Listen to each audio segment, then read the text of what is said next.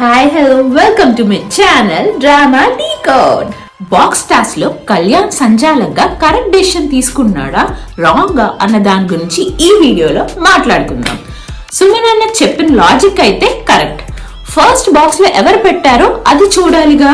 ఎందుకంటే సంచాలక్ task start అయ్యే ముందు బాక్సెస్ ప్రాపర్ గా పెట్టనవసరం లేదు అన్నప్పుడు బాక్సెస్ ఫస్ట్ ఎవరు పెట్టారు అన్న దాని మీద డెసిషన్ తీసుకోవాలి. ఎందుకంటే సేమ్ నెంబర్ ఆఫ్ బాక్సెస్ ఇద్దరు పెట్టారు కాబట్టి. సంచాలక్ అయి ఉండి రూల్స్ ఎప్పటికప్పుడు మార్చేస్తే ఎలా?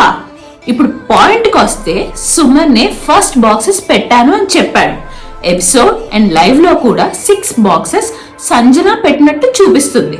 అసలు సంజన కూడా స్టాండ్ తీసుకొని నేను ఫస్ట్ బాక్సెస్ పెట్టాను అని చెప్పుంటే ఇంత గోల్ అయ్యేదే కాదు. తను చెప్పకపోవడం సుమన్ ని అందరూ నమ్మడం అయింది.